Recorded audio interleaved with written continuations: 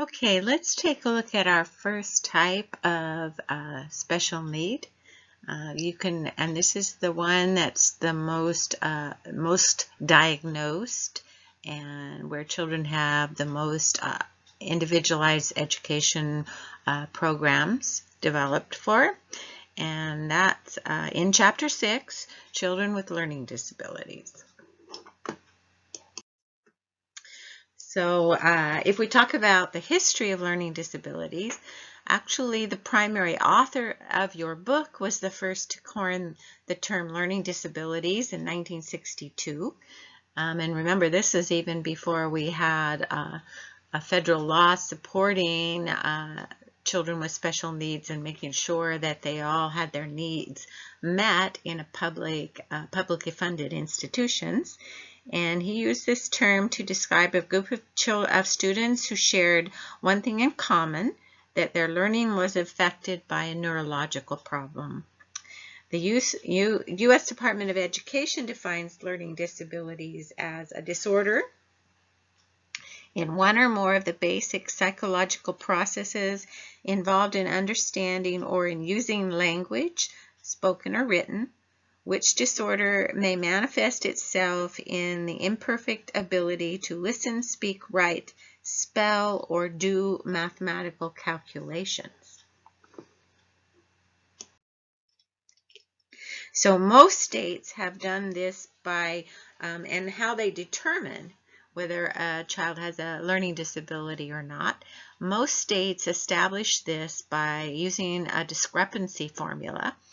And this is by examining the difference between an intelligence quotient score and then academic performance, like you would determine from an achievement test.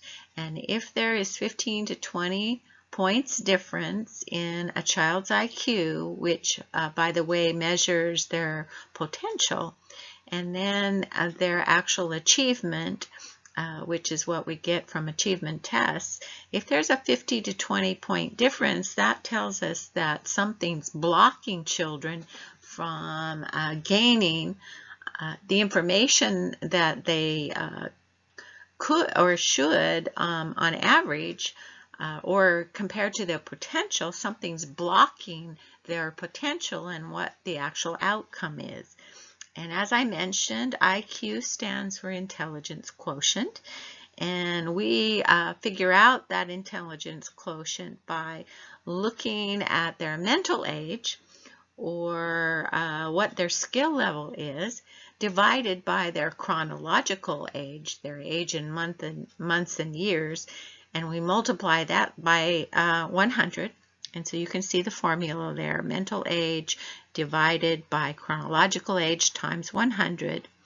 And what we're testing there is their ability to solve problems and their capacity to adapt and learn from experience.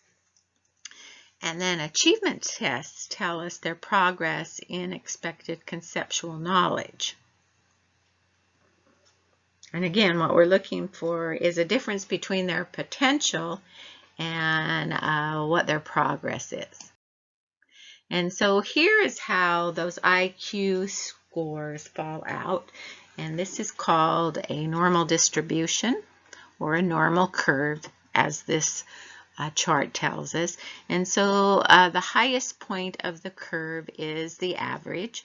And you can see that the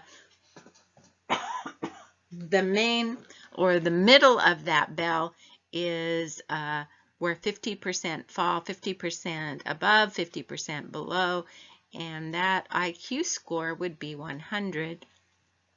And then you can see that 34.13%, that's in the average range. So the low average would be 85, an IQ score of 85, and the high average would be an IQ score of 115.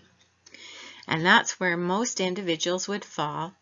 And then on the higher side, moving up between 115 and 130 would be considered higher level IQs. And you can see that even less individuals would be in the 145 IQ range.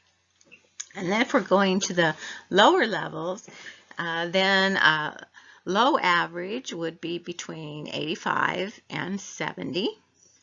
And then lower IQ levels would be between 70 and below. And so this is the ideal, but today we note that it's not exactly equal. And if we look at where the true IQ scores fall, there's actually more IQ scores that fall in the higher range than the lower range.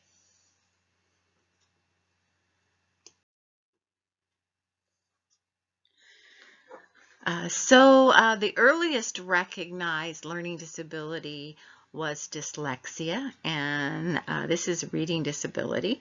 And this is defined as difficulties with accurate and or fluent word recognition in reading, poor spelling and decoding abilities, and then problems in reading comprehension.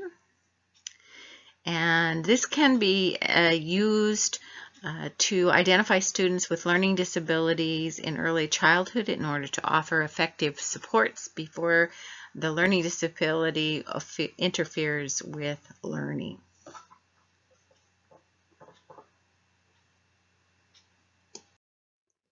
And so here's our information processing model that we talked about earlier. And here's our first actual depiction of one of our special needs learning disabilities. And this is for dyslexia. And you can see, remember we have the attention, thinking, and response. And then there's some sort of stimulus. And if you look far on the bottom right, you can see that the primary factors would be in red, and then associated would be in gold. And so you can see in this case, the main factors that interfere with the stimulus and the attention is hearing.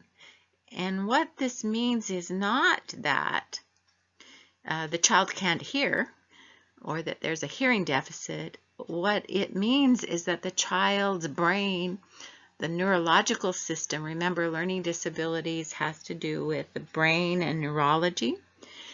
The brain doesn't process effectively what it hears. Then if you move to thinking, the primary factor here, if the brain's not processing in this case, and there may be a memory issue, like the child may have an ineffective short-term memory, or they may have problems in processing information. They may not, and associated with that would be whether they're able to classify it, to reason about it, to evaluate it. And as a response, then it's going to affect maybe their speaking and writing abilities. And of course, that's going to influence their social interactions. And so here's our first instance of that information processing model and how it might work with a specific learning disability. And so here, just to look specifically at this then, and remember IPM stands for Information Processing Model. If the child has problems with input, it could be sensory perceptual processing problems. And before it said it was hearing in the diagram we saw previously, and that would have to do with auditory processing. The child maybe not have a difficult time discriminating between different sounds and recognizing sounds. It could be visual processing, where a child, even though they can see with 20/20 vision, but their brain doesn't process what they're seeing. And this has to do with spatial relationships, tracking, sometimes individuals transpose. And so in regards to visual perceptual disorder or visual processing disorder, when I took my first special ed class in college, I discovered that I have a visual processing disorder. I always knew I had to study a lot harder than my friends. I always got good grades, but I worked really hard. And the reasons why I had to work really hard is I had a visual processing disorder. It took me longer to learn and decode and process things, track things, uh, really determine spatial relationships. Sometimes I transposed letters like B and D and P and Q, and so it took me longer. And so again, it had nothing to do with my ability to see. It's just that my brain processed things backwards. And part of the reason that I was able to succeed without failing is because I figured out early on that if I think it's a B, it's probably a D, and not all children come to that conclusion on their own. Sometimes they need help with that. Also, there might be a sensory integration issue, and this is the difficulty of using more than one sense at a time smoothly, and often we do combine. We listen, for example, to a sound as it's being spoken, and then we look at it written down on the page. And if we're not able to integrate those two sensory perceptual processing issues, then we're going to have problems. And it causes sometimes oversensitivity, the sensory integration problem. If we're not able to integrate the information that our senses provide in those two different ways, it can make us really sensitive to sensory input to the point where it's overstimulating, and it can be stressful. Also, it could be problems with the processing. Memory. Remember we said we have a sensory memory, and maybe up for someone like me with visual processing disorder, my visual memory, sensory memory, it doesn't work very well. Or maybe it's the short-term memory or the long-term memory. Memory storage. There are three types of memory there: the semantic, episodic, and motor memory. If we're not able to store that information effectively, that's going to influence our processing abilities. And then processing problems like organizing information, interpreting information, and then really deep thinking about and reflecting on information. And then problems with output. And remember, that's the third column in our diagram. Output problems often affect expressions of thoughts and ideas.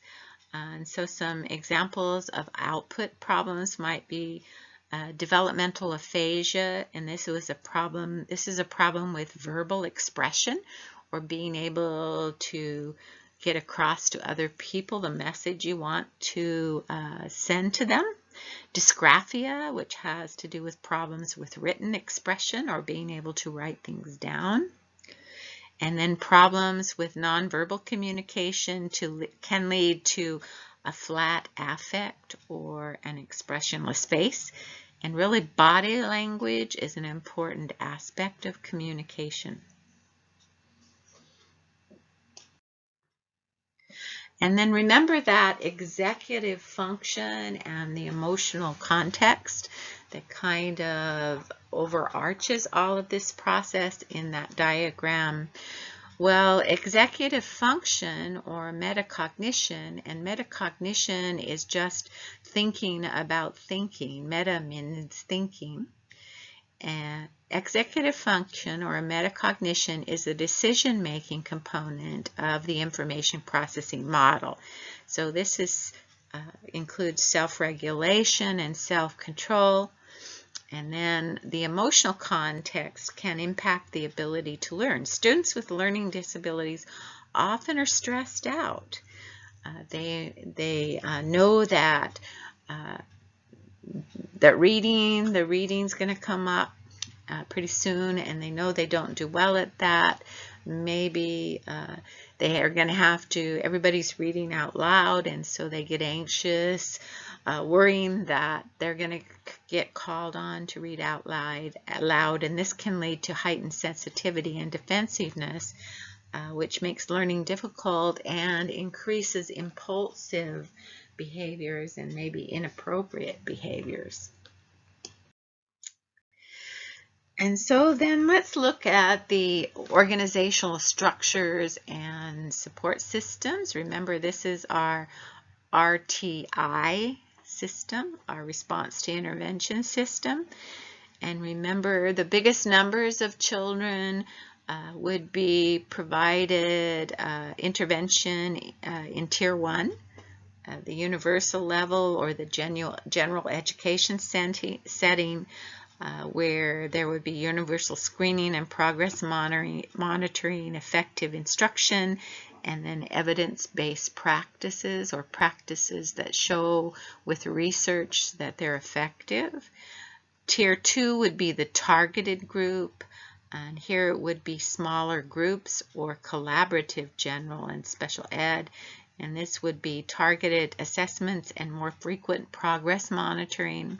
More explicit education, which means that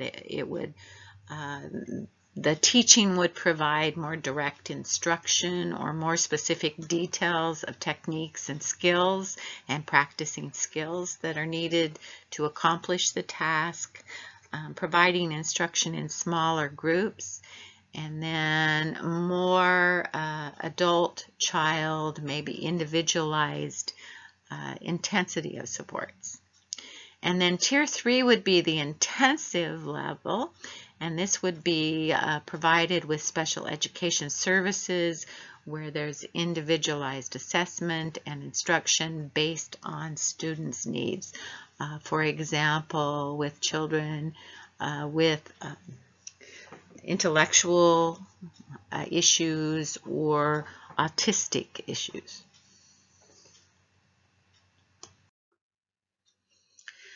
Also, sometimes when we're doing assessments to determine causes of learning issues, we don't focus and pay close enough attention to dual language learners or bilingual children, or children that are English language learners, which are all different ways of representing the same group of children. It's estimated that 20% of school-aged children live in a home where a language other than English is spoken, and we're talking about across the U.S. in general. It's much higher in California. In recent decades, there's been a dramatic rise in the percentage of bilingual children identified as having learning disabilities. We want to make sure that we're truly making sure that it is a learning disability and it's not just a language difference.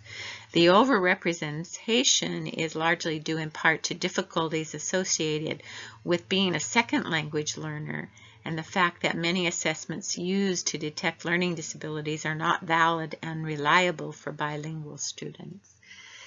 And so we have to keep in mind that when you're learning a new language, actually it's very difficult to learn to do academic skills too, and especially if it's not being presented to you in the language that you're most proficient at, because that's a level where you're going to be able to use your executive functioning more effectively. So if a child's first language is, for example, Mandarin, and they're being instructed in how to read in English, it's going to be very challenging for them, and they're going to be left behind because they can think at a higher executive level with Mandarin than they can with English.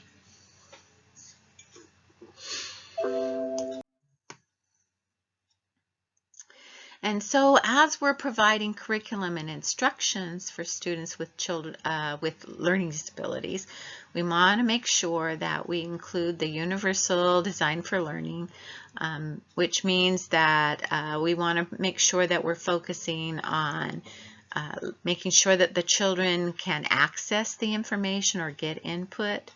We want to make sure that we provide ways for the children to process that or engage in learning, and then how they're going to represent their understanding with their output. We want to make sure that we use evidence-based best teaching practices like explicit teaching, and effectively that's teaching the baby steps, not just jumping to the big aspects of something. Strategic teaching, or focusing on areas where the child may be having issues. Scaffolding, so paying attention to the level the child is at. And remember, we had, this involves the zone of proximal development that we talked about earlier. Scaffolding, you look at the level the child is at and then what comes next, and you facilitate and support them in the zone of proximal development. And we want to make sure that we use metacognitive approaches, which means we just help the child think about themselves as learners.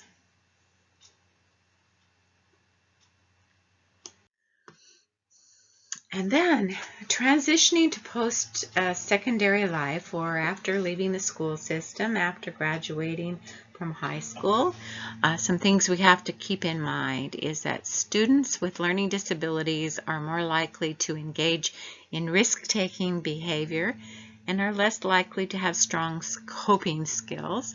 So we want to make sure that in our curriculum and teaching approaches in our IEPs, that we're including that in our all of these strategies and plannings that we do. Transition plans can help students develop the skills and strategies they need to find success in adult life.